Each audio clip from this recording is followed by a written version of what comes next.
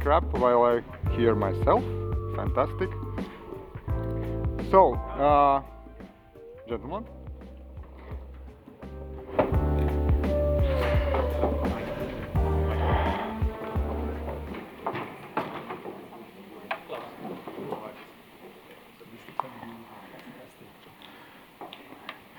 So,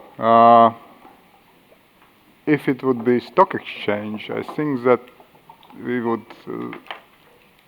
have several billion euros on stake. It's fantastic panel, roundtable. There is so nice names and fantastic people. So today I will run through at first short presentation who we are, Latvia, and then I will try as much as possible to keep quiet and hear some information and points of view from you. So, is it right that at first probably we can introduce ourselves? I just think that it will be just polite. Yep, because I know part of you, but most probably it would be very nice. So, Raimonds Lapins, Deputy State Secretary, Ministry of Economics, responsible for investments, innovations, and export in Latvia. I think that we can start from one side, probably. Sure. Thank you. It's an honor to start. Hi everyone. So I'm Sergey. I am one of the co-founding and managing partners for Longevity. Longevity 1, now Longevity 2 as well. So I run 2 funds that are focused on age-related diseases and longevity specifically. We started investing early stage first, and now we're moving to investing later stage. But I do represent the VC angle on the age-related diseases. Artis? Yeah, good evening, good morning to everyone. My name is Klavs Freidenfelds. I am oncology therapy area lead for Latvia. And our mission here is to make investments in innovations as well. And this is kind of my responsibility as well. And I'm really, really honored to be here. Thank you. Hello everybody, my name is Cristian Mezzanotte. I'm a cloud engineer at Google. My specialty, stop working. Yeah. I hope you can hear me, yes. My specialization is research computing, in particular high performance computing, also applied to biotechnologies and medicine. Machine learning, generative AI, where I focused in the past 5 years in Google. Hi, my name is Evija Celma. Today I'm representing Roche, specifically third part of Roche. So everyone knows pharma diagnostics in Latvia, but we have since June opened also a global business center of Roche, which is called Roche Services and Solutions. And big thanks to everyone involved, specifically to Riga Investment and Tourism Agency, who proactively worked to get this investor side of Roche here in Riga. So I'm leading this specific branch in Riga, and also I have the second role, which is more maybe what I will be talking today. I'm also, so we have within Roche content creation chapter, which mainly creates content for from medical writer perspective. So I will be talking more about talent that is available or we need in Roche. Thanks. Good morning, everyone. Despite what it says in front of me, my name is not Jan Neutze. I am Sam Luke. We had a slight change of presenter earlier today. My role is I'm the general manager for Central Europe and Germany for Illumina, and also run our core services business in Europe. I'm going to say it's a delight to be here. For those of you who don't know Illumina, we are one of the largest gene sequencing companies in the world, and I think our technology is behind many of the presentations you'll have seen if you've been part of the conference over the last day and a half. So it's really exciting to be here. It's really exciting to see some of the things that our technology is enabling in terms of better patient care and better patient outcomes. It's also my first time here in Latvia, and I'm actually I'm blown away by the reception we've had and the friendliness of everybody, and clearly there's a lot of collaborations and things that we can do here with the local universities and local businesses. Just can I ask, really just one of the biggest or the biggest? It is the biggest. Yeah, I know. But I'm very modest. English. Yeah, I see. My name is Jaanus Pikani. I'm from Scanbalt, and at the same time I'm a chairman of Scanbalt, and at the same time a board member of Tartu Biotechnology Park, which is both around for the last 20 years.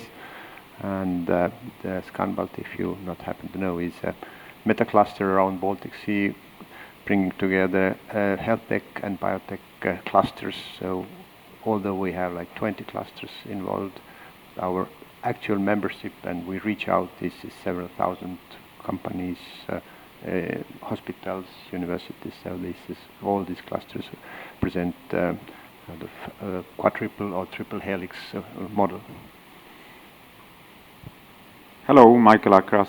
I agree, it's a pleasure to be here also. And fantastic city, Riga. Colibri Ventures, we're an early stage investor and incubator. We have labs. We are located on the Karolinska Institute campus in Sweden, and we work very closely with the universities, mostly Karolinska, but also the other universities that are in the surrounding area. And we help foster young research ideas to really become commercial companies. And then they leave our incubator and continue.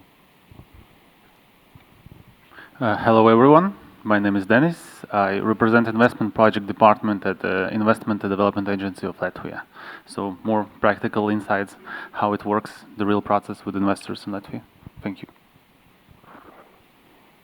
So, thank you very much. I will start with my presentation, and then we'll touch on next topics, how it's working. In fact, I see presentation, but you don't see it. Is it supposed so? Fantastic. It's voice controlled. It's high tech. Fantastic. So in Latvia, what we are proud of that as a country, we have quite distinctive features, distinctive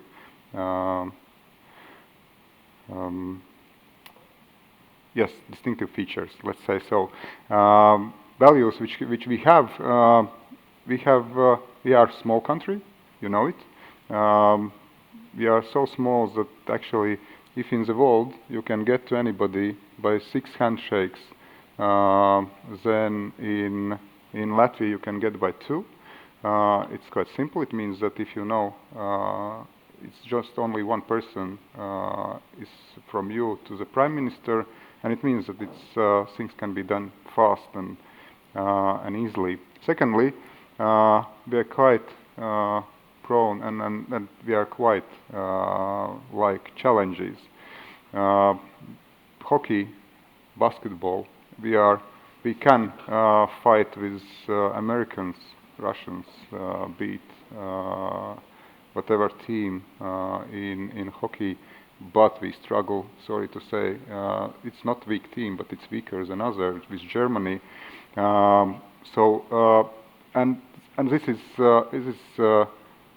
in reality it is how we operate in country too. So any challenge, when we can focus and have forced focus, then we resolve huge results. And thirdly, of these elements, it's a very nice place to play games, to test anything for European market.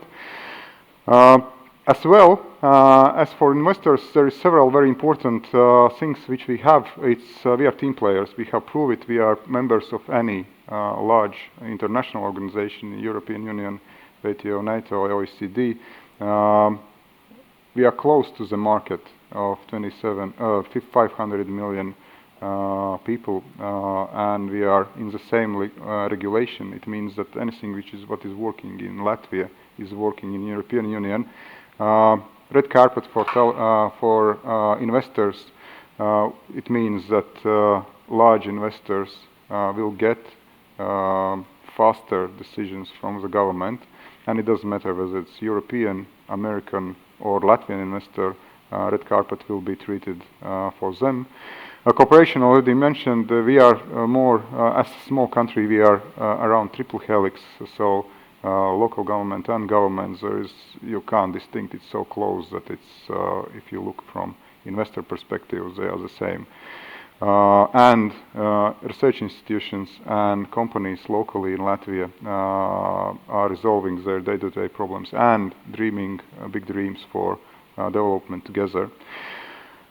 There is in place, clearly, we are capable to produce talents. You can see it both in sports and in music as visible part, but the same applies to all other parts. And we are not, how to say, jealous that these talents are realizing their results in global markets. So our startups are playing all around the world, and we are happy for that. We are keeping with them links that they, when they want to return to society, what society have invested in them, then they are ready to do it. And of course, we have plenty of support mechanisms. As all governments more and more are moving on competition for investors, we are moving too, so we can support these investments. This presentation could be nearly for any country in the world, at least small 100%, nearly similar. Probably there is change in some values, change in what type of talents we have. And it's clear, I know, that when large companies are looking for places to invest, there is other things which is probably even more important than this general one. This is like a hygiene. This is what is now expected. And what I would like to hear from you as an experts, and not probably even, I don't expect that you will be talking about global. It's really, I would be interested from your personal perspective as company representatives, what is additional things or different things, or these with more precise necessities for your company, which actually is driving your decision to invest in some or other market. Can we start with such a question? I know that first mover will be the hardest one, but Novartis. Yeah, thank you, Raimonds. We in Novartis, we are looking on Latvia and Baltics, of course, and our motto in here in the small countries as well is fail fast, fail cheap, and do quick learnings. As we are really interested in any cooperation with public or private sector as well, and we are deeply interested in things like that. I would like to mention as well that in globally, Baltics from the Novartis side is seen as an innovation hub, and we are really looking forward to implement this in life as well. So we have different innovation hubs around the globe, but we are looking right now on one maybe in Baltics as well that could lead us to more innovations and more investments here, as innovations here is the main primary thing that can lead the healthcare system to the next level. So this is really important for Novartis as we trying to reimagine people's lives, and I think it's a great opportunity to invest in a small country, and we are trying to do that. Yep. I have for several already, and Google is one of these beautiful partners to talk with, because you're sharing a lot of already these questions. So it would be again good to hear what is perspective from Google perspective. What is country where you are investing, and what is benefits which you expect from this place when you invest? Yes, this is actually a quite complex question, and it's a great responsibility to speak on behalf of Google.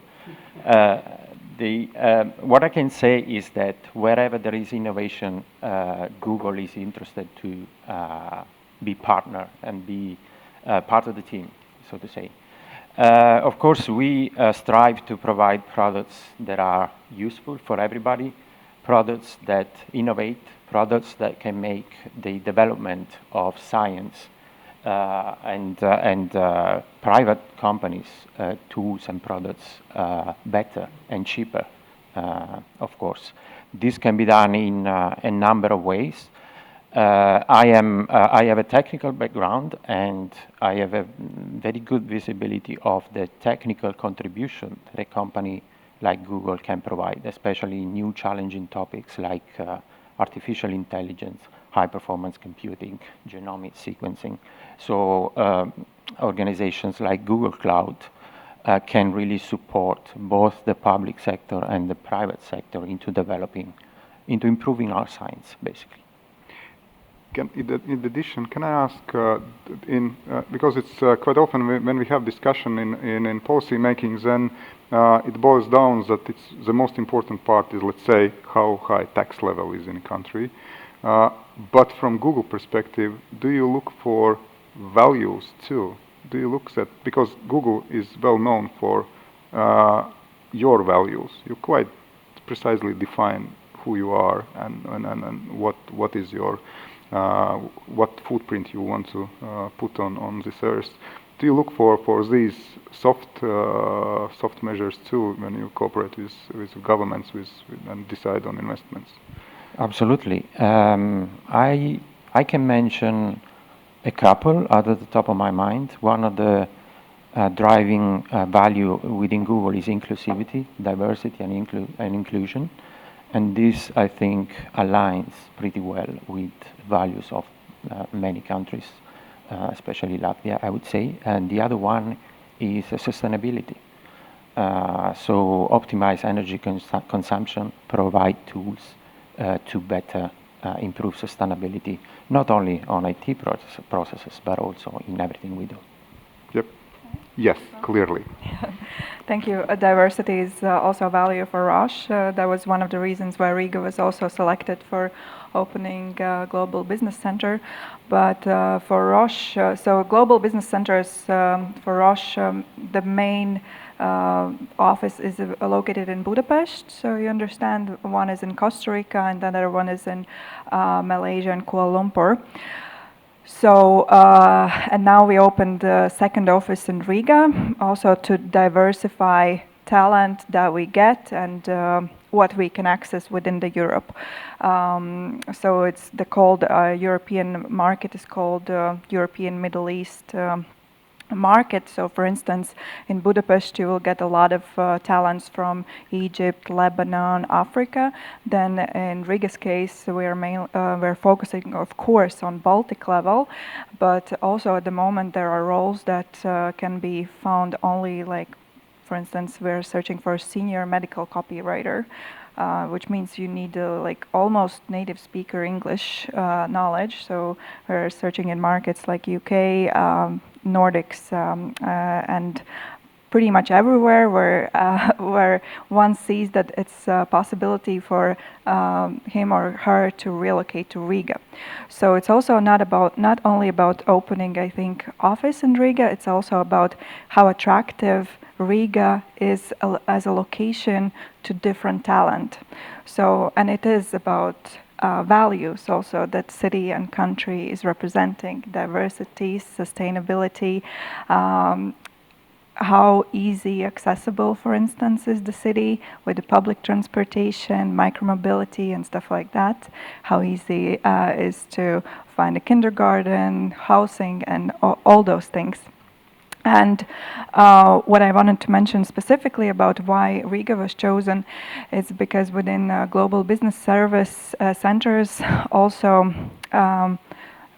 new kind of services are joining. That's why it's called Roche Services and Solutions. So 2 years ago, Roche started making like an internal agency that is supporting globally different countries where Roche is located. So it's called Global Digital Hub.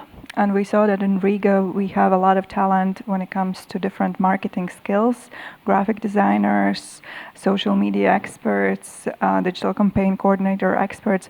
So this is actually where we have the most recruits at the moment. So we have 22 people at the office at the moment since June, and I think it was like 15 roles are within the Global Digital Hub.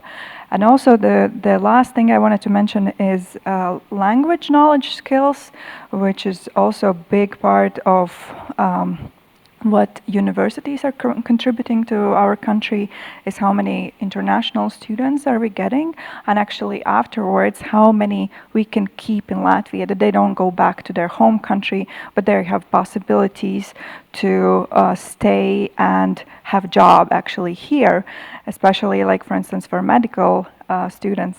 What I see since I'm leading also the medical writer or content creation chapter, so we need medical writers. So it's a specific job which needs either like medical background, master degree, or pharma or biology knowledge, and almost native English speaking, and other languages as well, French, German. So this is a great opportunity also for medical students, not only to join traditional professions, but join other professions that are occurring lately. Thanks. Thank you. Omina? Yeah, so one of the things that as a manufacturer of big physical instruments and consumables and so on, is we often get this question: are you interested in investing in our country? Do you want to build a factory here? And the answer to that question is almost certainly no, we don't, because we've got a couple of big factories and we don't want any more. And what I think we seek when we look for creating footprint in a country is something that's much closer to being innovation and being a part of the infrastructure and part of the culture and the local entities. And what really excites us is whilst we have got this large position as a manufacturer of sequencing machines and of the reagents that you use to drive them.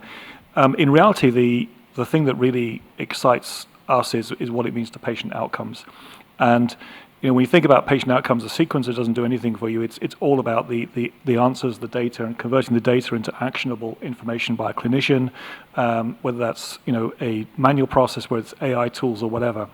And so I think what Illumina is looking for is certainly the ability to become part of the culture in countries, part of the system, and to partner with companies to sort of build that business model, the ecosystem. So some examples: we just opened an office in Milan about a year and a half ago. It's in Mind, which is this new techno area. It's actually the site of the expo that was held there a few years ago, and there is a plethora of big companies.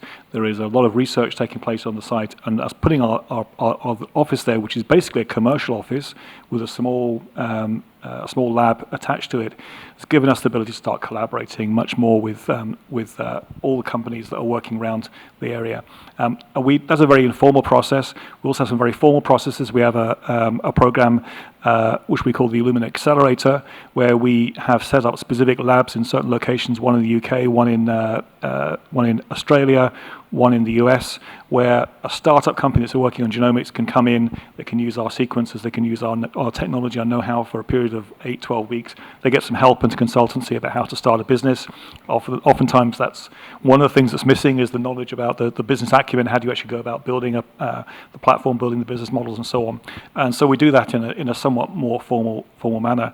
I think, Raymond, from the conversations we had yesterday, and the conversation I had last night, I think what's exciting for us about Riga is that there's a lot of very, very talented people in terms of knowledge. I believe there's a good language skill base, which actually is important to me. We support multiple languages across the region. But I think what was most exciting is that when we look at a country like Germany or the UK, they're very well established ways of doing things, very well established ways of running a business, and what I see here is a country where there is not that same establishment, and there's ability to do things differently, move more quickly, perhaps set things up, and I think that's quite exciting for us. We make sequencers and we make sequencing reagents, but fundamentally we're a knowledge-based company, and so the ability to tap into a skill base that's good with IT, that's good with understanding the link between processing data and converting that into actionable medical data is really important for us.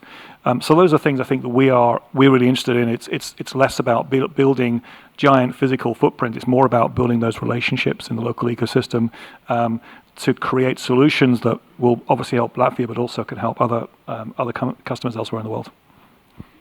Fantastic, thank you. Then I would like, it's very different, I don't know, I will not say that it's different. For small and agile, you have the whole world, in fact, available.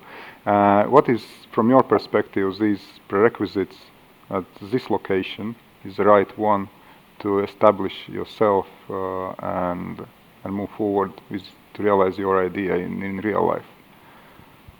Yeah, so I feel like I have the urge to give you a bit more granularity in my answer, right?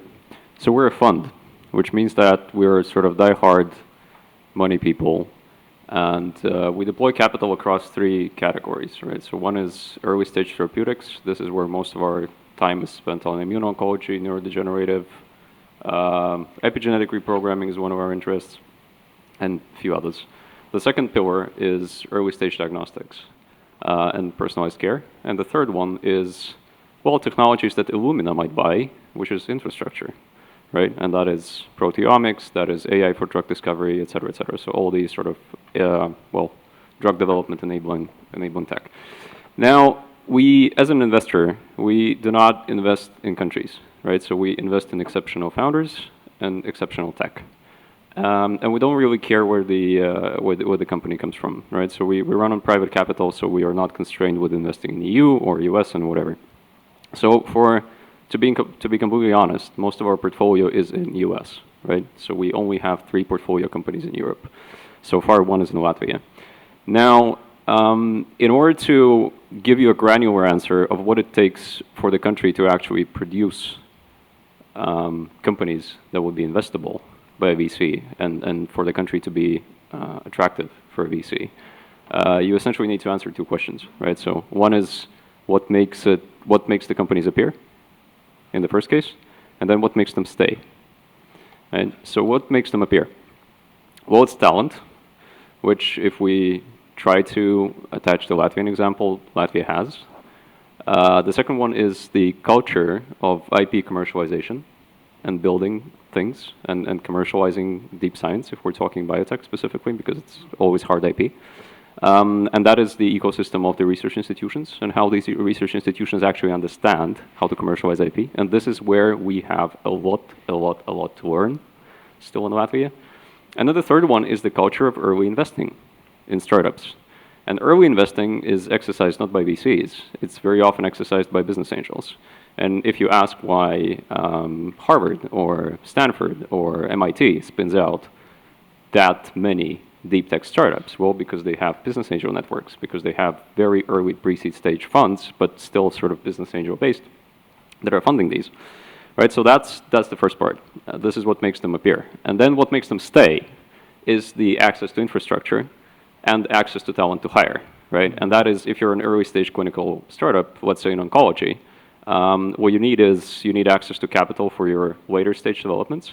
You need access to clinical infrastructure to run your preclinical, and then maybe if you reach that stage, clinical, right? And you need the buy-in from the industry, right? So you need partners here.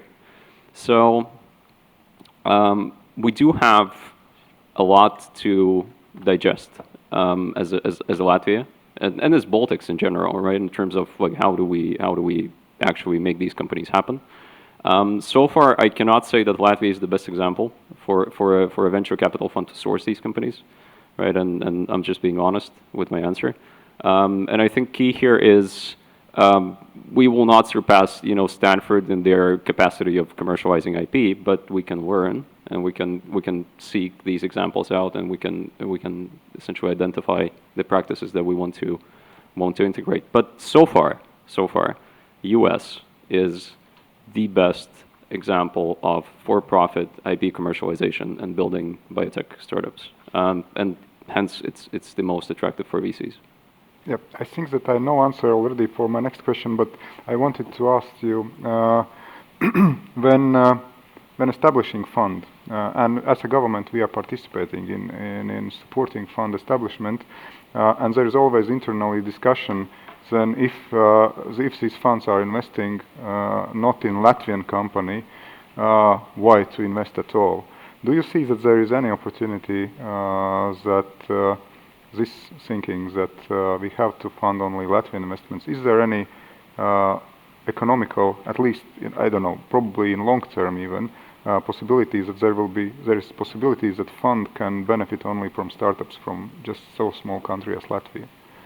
Yeah, I think we need to differentiate several things here, right? So if we're talking about a classic VC model that, let's say, runs on fully private capital, and in our case, this is GP capital, which is us as managing partners plus the LPs, limited partners, right? So classic, die-hard VC.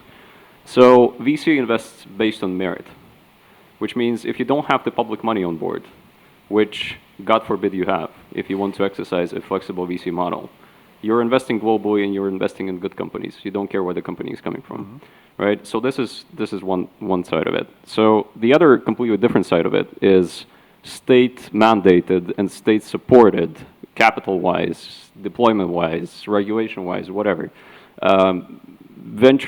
Quasi-venture capital, this is not venture capital anymore, but early stage investment vehicles that are there to foster the innovations in the very specific country, right? So European Union does it. So if you're running a VC vehicle and you take a European Investment Bank on board as your LP, the investment bank will tell, well, you can do whatever you want in Europe, but 90% of your capital will need to be invested in Europe, right? Because it's European money for European startups.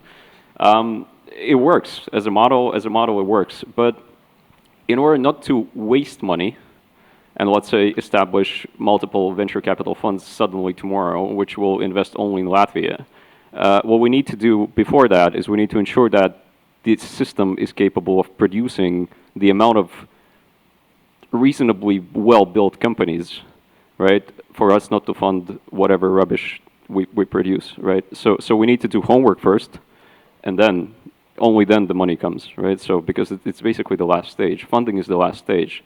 All before that is how do we arrive at the situation where we have something to fund? And that's the biggest concern. Otherwise, it makes sense. Yeah, I mean, governmental support is always welcome, formation-wise, regulation-wise. By the way, I mean, if there is any room for facilitating more understanding of the Latvian Capital Commission of what a VC fund is and what a VC fund does, we would be most happy if that happens. Before that, fund managers will establish in different jurisdictions which understand the VC model better. Yep. That's it. I see. Thank you. Colibri Ventures, yep. Can you? Yes. This is working. Yeah. Yep. Yeah, I'll take one step earlier than you because we are funded by angels, and it's exactly the kind of what we're looking for is the talent. We're looking for a team. We're looking for well IP supported company, like when we're really starting it up. So it comes with a lot of education and responsibility from the university to be able to create these kind of groups that are ready for, I would say, angel investment. And then we help them prepare by providing labs, providing knowledge, providing mentors, and we foster, and then later they will go to VCs basically. But for Latvia to produce these kind of countries, these kind of companies from technology, I would really look at the universities and the responsibility of supporting researchers. They have an idea, maybe their first idea is not that great. They get the education and then they get sort of the help to become a fundable company, because there's this word fundable that I think one really has to consider. And it's a bit of a magic how it works or not. I see. Scanbalt. I think that from your perspective, you are one of these entities which actually helping governments because it's a service. It's service to the companies to be integrated in larger networks and benefit from cooperation. From your perspective, even probably telling what is Scanbalt is doing in the region, and what you see is this networking. Is it how much it impacts decisions of the companies being in such a network of larger scale? Well, I have to go back for 20 years when we started Scanbalt. It was bottom up from different players when the biobanking and genomics was very hot. And we had initially two principles. There was also a problem that the western part of the Baltic Sea actually attracted talents from the eastern part. And the first sort of basics what we stated was that we would like to pursue brain circulation instead of brain drain. This was that all the partners were coming together saying that we are trying to actually achieve to the process to support the brain circulation around the Baltic Sea. This is one thing. And the other was that inevitably is that each, not only companies, but each regions are competing, like it was already said, whether we should just attract only and work to get the investments to Latvia. And this is normal goal of each government. And then we sort of invented or used the term, we have to have a competition instead of competition. So these was the two things. And the third problem, what we saw this time, and it's still there, that instead of having excellent science and maybe the middle-sized countries like Sweden, that we are still in the global scale. Each player, each country separately taken is quite small. We are actually very often seems to be under the radar screen. And then it actually was important to come together and consolidate this strength through networking. And the main aim was to support the environment and ecosystem. And the whole process started from those times one of the largest grant from the Nordic Council of Ministers, who took a lead to actually support to put ground of this type of organization. Today, the aims and the directions have changed from being purely to the biotechnology or biomedicine directed or red biotech. Today, the main emphasis which comes from our members is actually digital health, and now we are working mostly on the European health data space issues to have the free flow of normalized data for secondary use, and well, of course we are looking to the primary use, but more for commercial use is secondary use.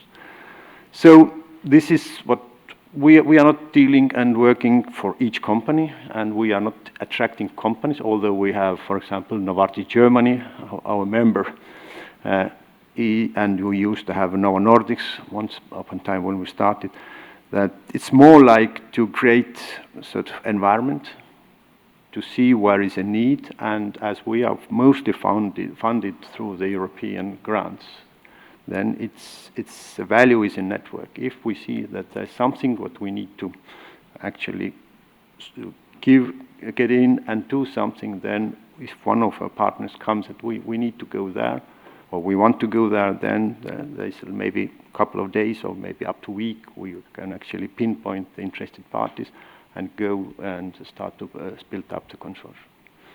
Thank you.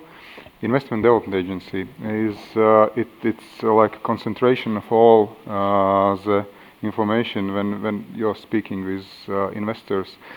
What is, from your perspective as a client-oriented institution, what investors want?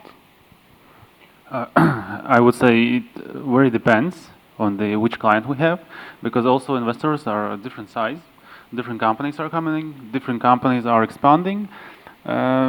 Just to provide an example, for instance, we had one investor which wanted to move the production of medicine lasers.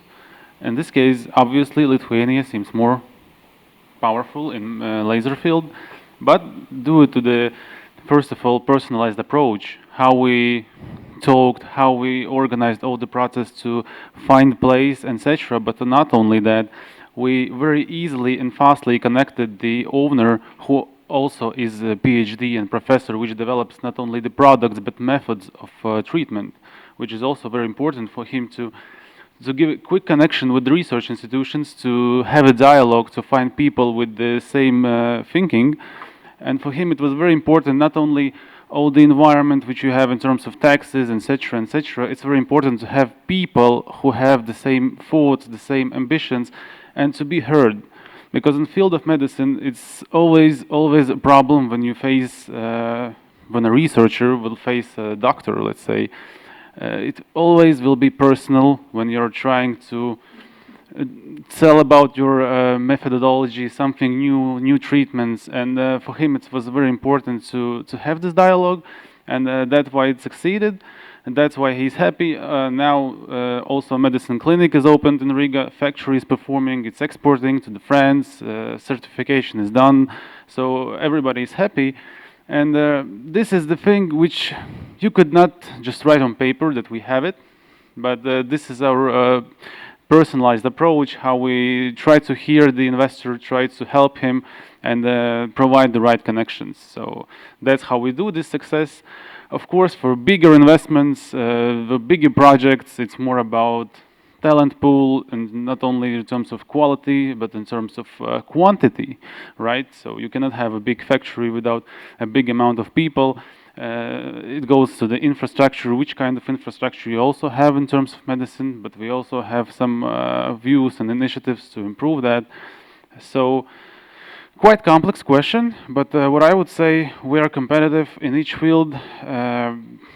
We know our niche, which we can offer, and we are working in that direction as well. So yeah, I would say personalized approach with high attention, with truly hearing the project, the need, and fast reacting to the needs. It's our huge competitive advantage, I would say.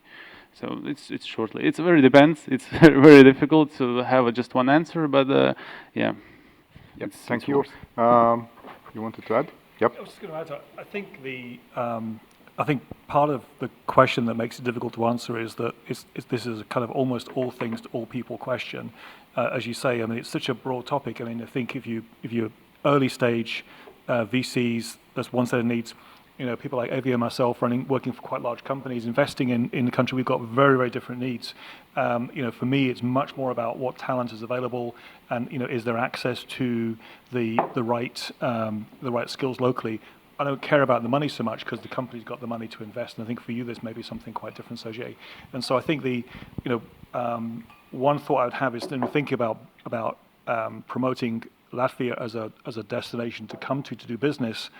You know, one suggestion I would make is I think we need to be very careful about segmenting, you know, into different pieces. So you're not all things to all people. There are different value propositions for big companies like us who want to come in and bring knowledge workers in, from the company like you just mentioned that wants to bring a factory in, and for the organization that wants to be funding small startups and seeing a high return on the investment they're making. And I think the three are they're not exclusive, but there's very different values. I mean, they will sit on top of a talent pool and technology and everything else, but there's very different designs we've all got. And so I think somehow for you to formulate that into a value proposition to each of us is, but that's your problem to deal with.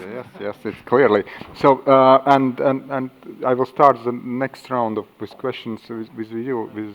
Yes, sorry. Yes, clearly, it's much interesting. Yeah, everyone and each of us is speaking about talent pool we have here in Latvia, and universities is one of the things that is really important here. I would like to maybe just one step back. As we are global companies here, just sitting in Illumina, Roche, Google, we are all established here. And in my point of view, we have the urge and necessity to invest in as well in universities altogether to create the talents. we have the resources that you mentioned before, of course, and this is a great opportunity. Here in Novartis, we're looking on pre-accelerators, even for the students, bachelor, master's, doctorates, and it's creating great achievements, and there are great results for the company and for the ecosystem altogether. So I think this is another point of angle that we should see. Very good point. Very good point. That resonates very well with what we actually do and we are doing here in Latvia as well. Particularly important is investing in universities and support on universities. And Google actually have special programs for universities, like free credits, trainings, most of them free, and special discounts for educational programs, for example. So this is just an example of what can be done to foster this talent development. Evija? Maybe, yeah, university is definitely a big thing, and every company should help to push universities to change the study programs, because professions are changing dramatically and we don't know what's going to be there in 2-3 years, what kind of professions we'll need. So yeah, everyone has to adapt. I think the other question that we should raise for Latvia and Baltics is access, like how welcoming we are towards different talent from not European countries, how easy it is, like especially like to build a factory. Probably you won't have all the talent that is needed here in Latvia. So how quick it is to hire someone here from abroad? Yes, and I think that you started to answer the question which I wanted to ask. If and I know that it will be hard to choose, but and it's not only about Latvian government. Let's imagine that there is most probably huge challenges for any of the companies. Is there one which you would say that government can help you to solve? You started with talents. Do you want to? Yeah, I think that's the biggest problem that any company will soon start facing. Like with, in general, in Europe, talent is the key problem.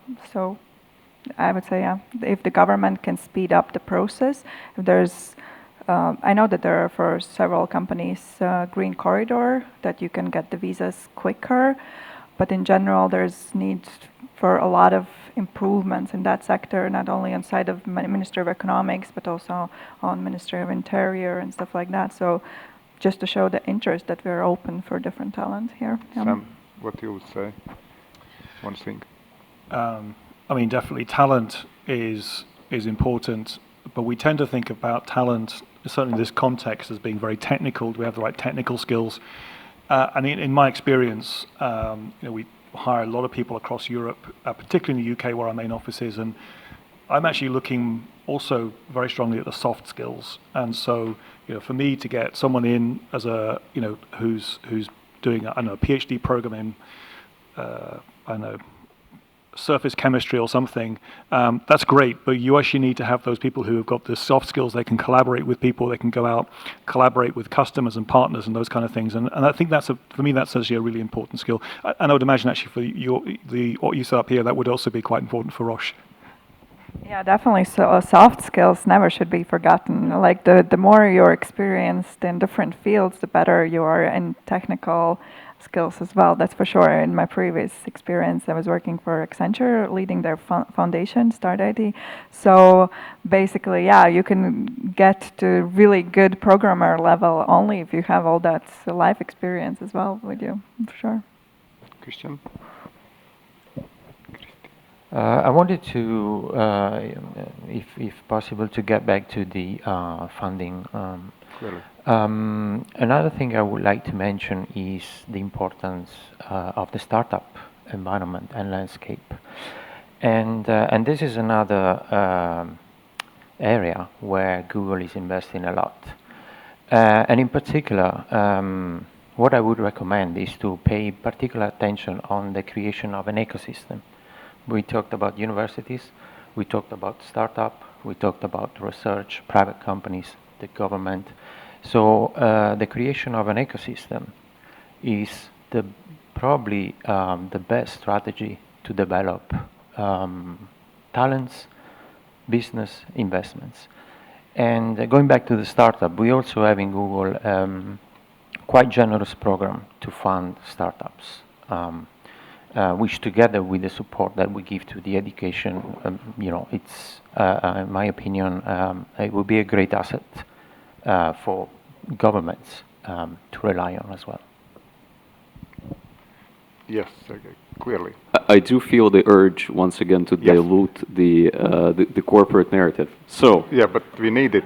Sam, I know you might not like it, right? But as much as you would want to have talent to come in and work for Illumina, I want this talent to become entrepreneurs, right? So I want these people not to come work for corporate, but I want them to be able to commercialize the things that they do as their PhD projects, for example, and make them companies, right?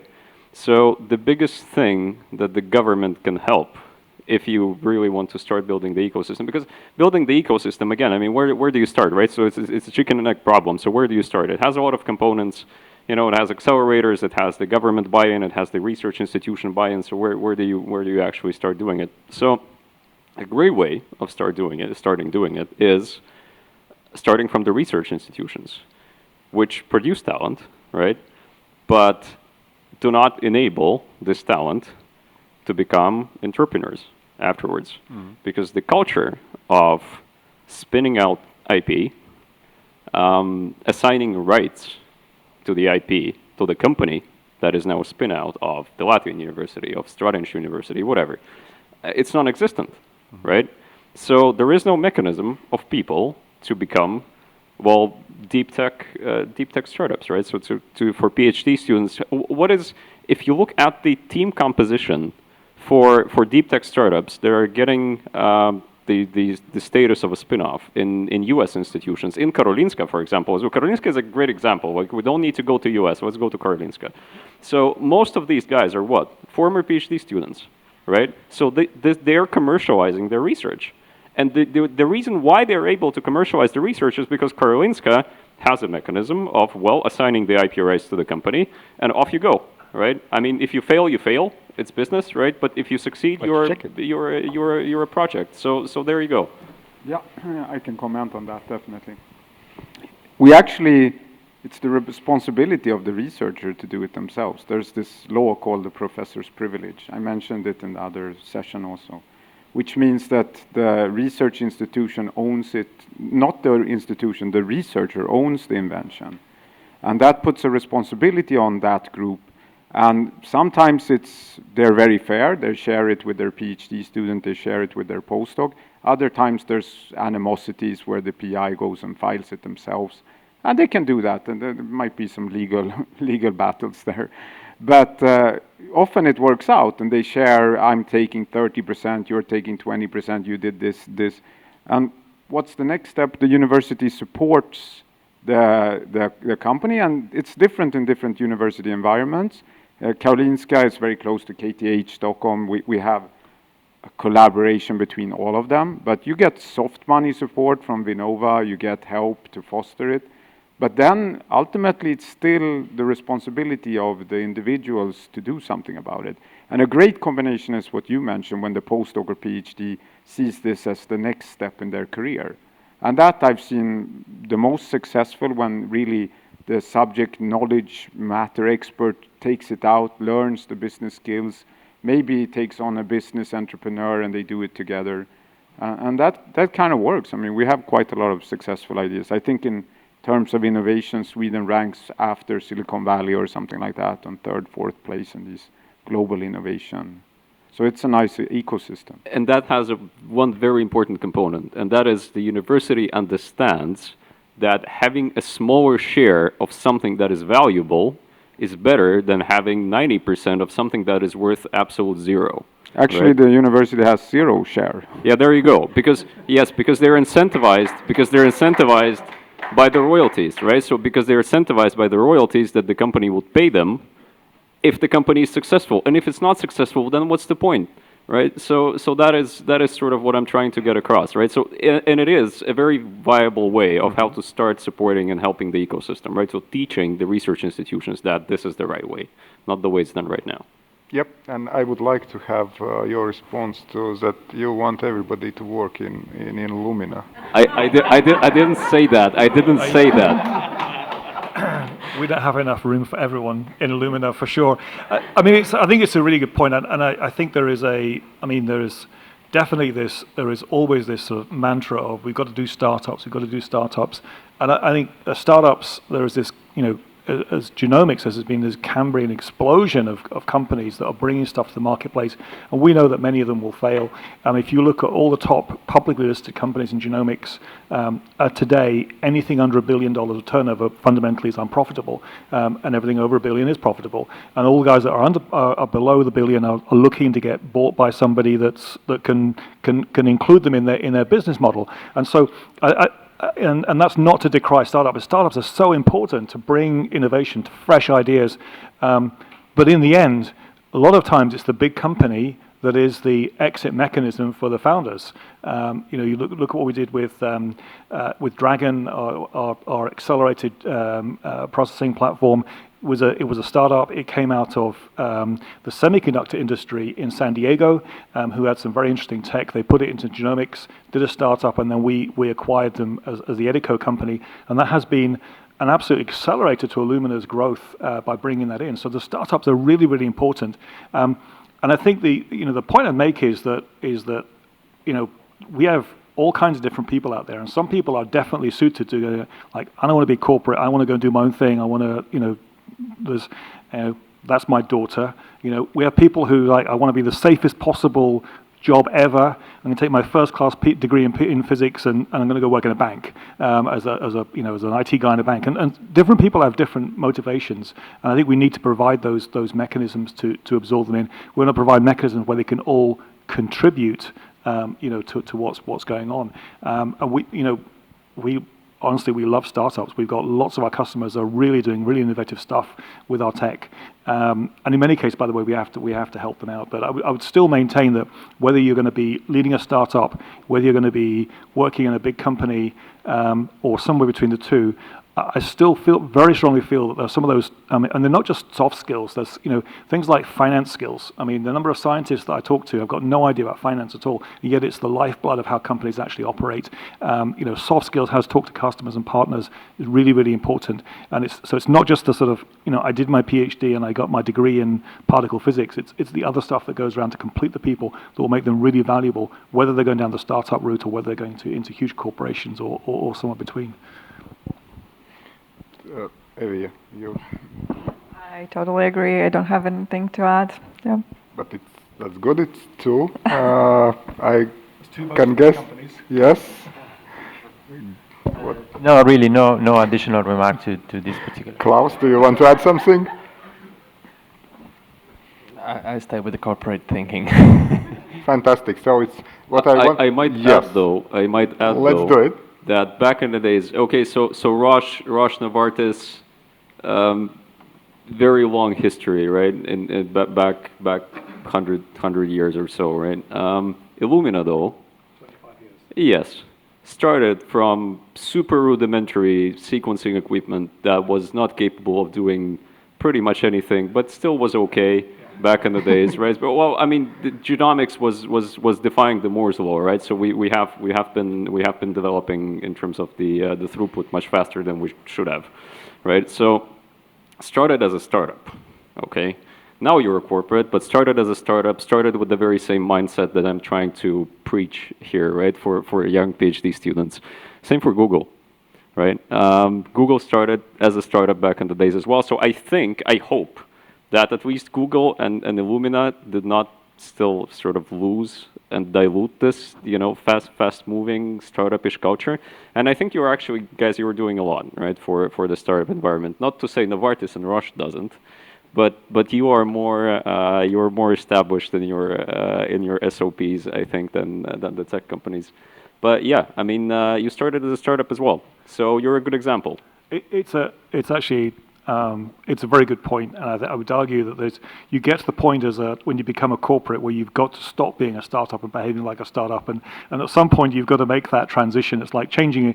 I liken Illumina to being like a Ferrari. It's on the highway. It's doing 50 kilometers an hour, and we're trying to make it go faster. And actually, the way to make it go faster is just change gear and leverage all the stuff you've done. But point taken. And there's still one of the things I love about Lumina is there is still a very much an entrepreneurial attitude to go and do things and create things internally, which is kind of cool. And we would not be having the conversation we had yesterday about, well, what could we do, partnering with the educational establishment and the startup scene here in Latvia. We're not going to build a huge factory, but we'd love to be part of that and invest in time and manpower and effort, and that will give us benefit as well as you. Yep. Evija, you have to respond to this. Yeah, I think also within big companies like in Roche, what I see, and I'm only like 4 months within the company, there's also this startup environment within the companies, because the big companies also have to change all the time, right? And what we have in Latvia what I was really amazed is that apart from Switzerland and none of the European countries apparently are offering special program, like it's called business management, BPM, business process management program. It's in Banku Augstskola. So this program kind of educates students how to reorganize different processes that are not working within big companies, right? And this is what Roche is doing with the Global Business Center. They are checking, okay, is this process working, or it needs to be reorganized and restarted. And also this Global Digital Hub that is only 2 years old, like agency within the big company. It also has I would say, a very startup-y environment. And why people join and decide to join Roche, yeah, it's a different reasoning. Like, it's a stable job. A lot of people choose, and I totally encourage people to choose working also for startups. But like, some try startups, they understand it's not working for them, and then they start searching for something else. So I'm on both sides. I have tried everything myself professionally. So. Klavs, because and for both pharmaceuticals, I know that a lot of innovation goes on outside of yourself. So you are buying startups too. It's not only that you are adapting to the environment and becoming more and more innovative, but you are using the same source of innovations and other companies too. So startups are important. Yeah, the startups are definitely really important. And now, in my opinion, what can be defined as a startup is quick, fast, agile, and everything else. And I'm quite sure that Novartis and Roche as well, we are all trying to work in agile ways. So, we are a corporate company, it doesn't mean that we can't entrepreneur and be innovative.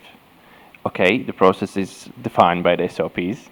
Yes, it is, but still, it gives us some points where we can innovate.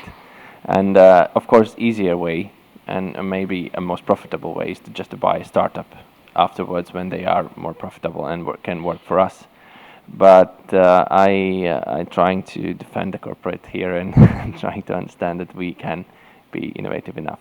Fantastic. I can see you had something to say. Oh, yes. Yes, I have a small comment. There's also the concept of acqui-hire here that we're not really talking about. But the startup, they can prove something. Some talented individuals are very passionate about something. And maybe that's a lot cheaper to kind of acquire them in a very early phase.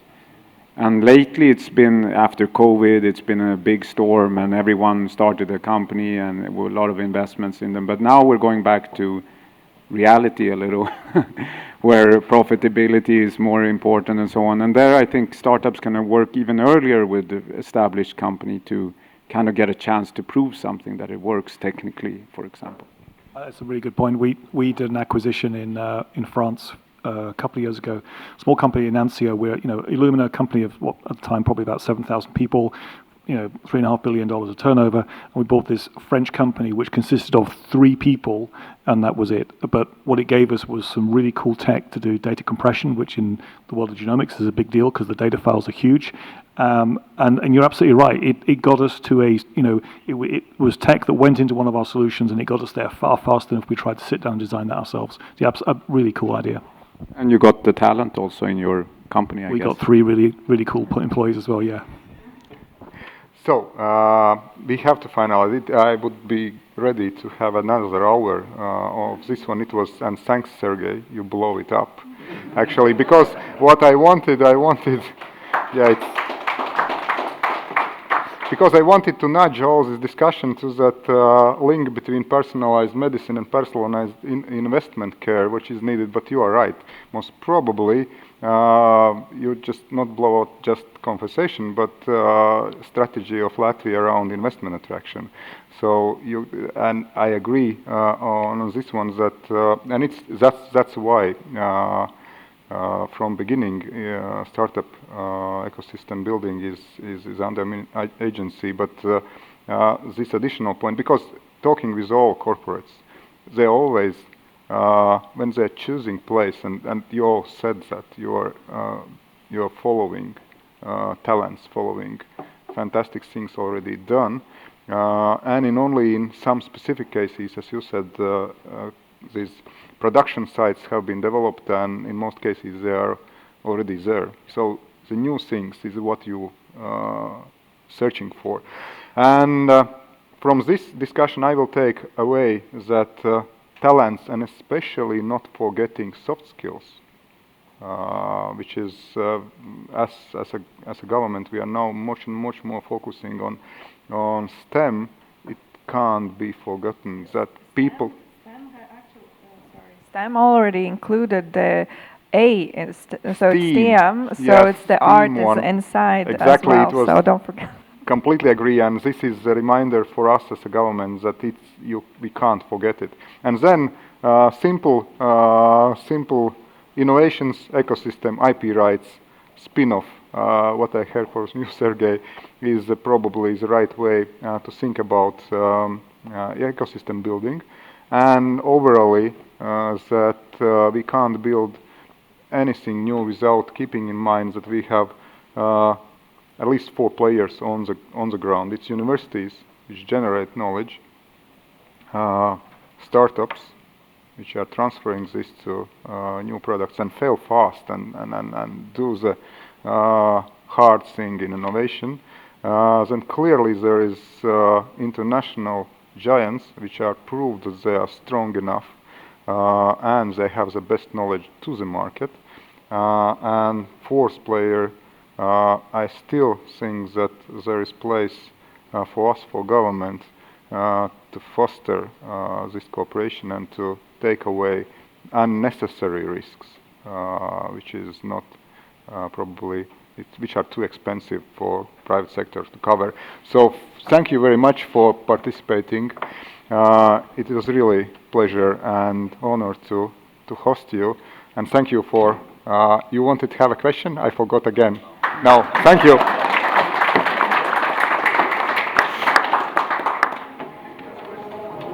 Thank you very much. It was a pleasure.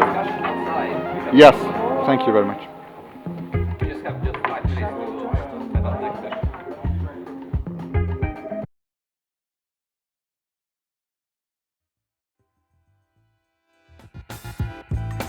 session.